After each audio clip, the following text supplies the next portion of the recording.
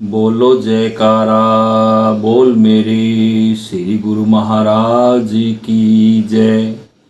बोलो साचे दरबार की जय। तो गुरुमुख प्रेमियों, आज सत्संग शिव प्रेमानंद जी महाराज कहते हैं कि मन बेचे सदगुरु के पास 30 सेवक के कारज रास। अर्थात जो साधक अपने मन को सदगुरु के चरणों में समर्पित कर देता है और गुरु आज्ञा से सेवा करता है या संसार के कार्य करता है, तो वह संसार के बंधन में नहीं पड़ता। उसे सदगुरु संसार से मुक्ति दिलवा देते हैं। इसलिए सदगुरु बार बार कहते हैं कि मेरे पास आना है तो मन को समर्पित करना होगा। केवल तन को समर्पित करने से परमानंद एवं मुक्ति की प्राप्ति नहीं हो सकती।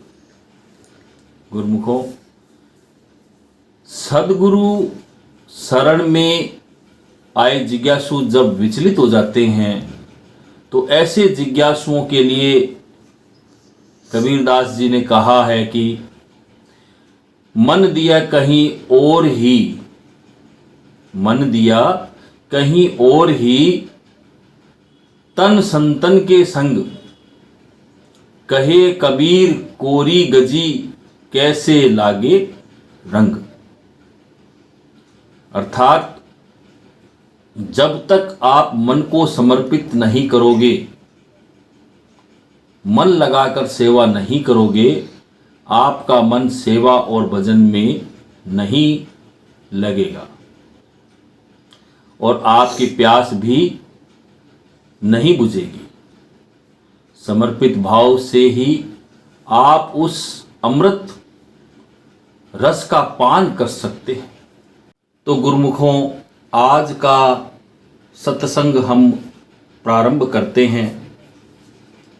परम श्रद्धेय अनंत श्री विभूषित निजातम पीठाश्वर महामंडलेश्वर सद्गुरुदेव ब्रह्मलीन स्वामी गुरु प्रेमानंद जी के वचन, उनके दिए हुए दिव्य प्रवचन आपके सामने प्रस्तुत कर रहा हूं। सद्गुरुदेव कहते हैं कि आज पुरुषार्थ और प्रारब्ध पर कुछ बोलना चाहिए। गुरुदेव क्या बोलते हैं कि पुरुषार्थ शब्द का अर्थ है कि हमारा जो लक्ष्य उद्देश्य है, हमारी जो मंजिल है, उसे हम जिस साधन बल से सिद्ध करते हैं उसे ही गुरुमुखों पुरुषार्थ कहते हैं। काम हमेशा उद्यम उद्योग हिम्मत पुरुषार्थ से सिद्ध हुआ करते हैं। प्रारब्ध या किस्मत या तकदीर पर बैठे रहने से कुछ नहीं बनता। इसी तरह दूसरी श्रेणी प्रारब्धवादियों की है कि यद धात्रा निज भाल पट लिखितम, अर्थात किस्मत में, भाग्य में जो भी कुछ है वही मिलता है, वही होना है। होनी कभी टल नहीं सकती। मनुष्य कितना भी हाथ पैर मारे, किस्मत में एक बाल भर भी टस से मस नहीं होता। प्राय देखा जाता है कि प्रारब्ध या पुरुषार्थ की प्रबलता का विवाद बना ही रहता है।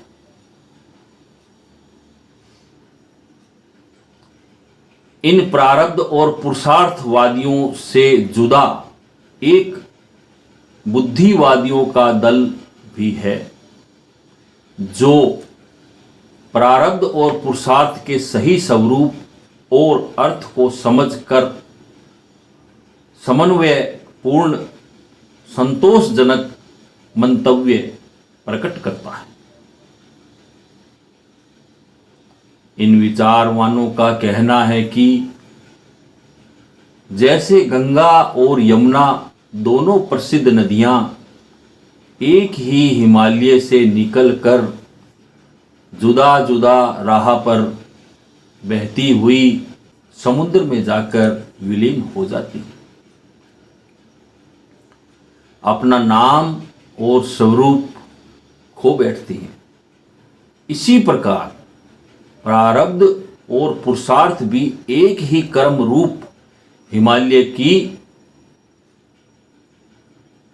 निजातम बोध रूपी समुद्र में जाकर अपनी हस्ती खत्म कर देते हैं।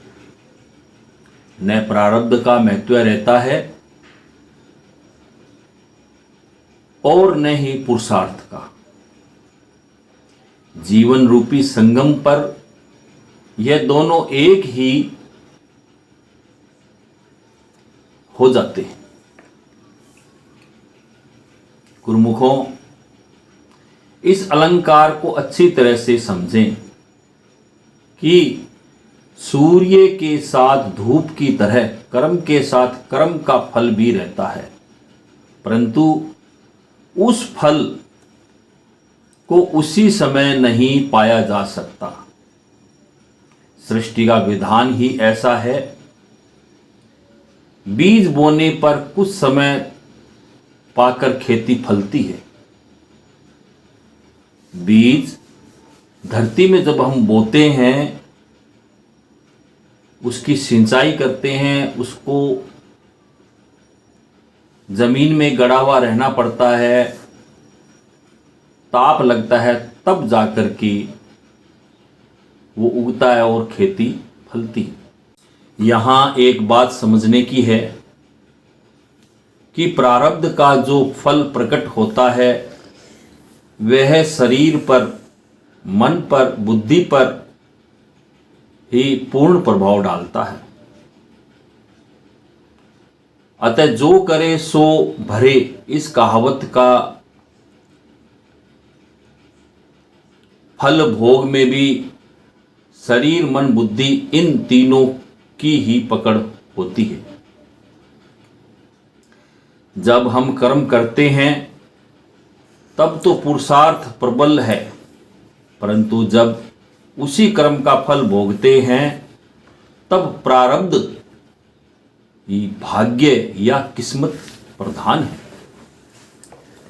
खेती बीजने के समय किसान जितना चाहे पुरुषार्थ कर सकता है,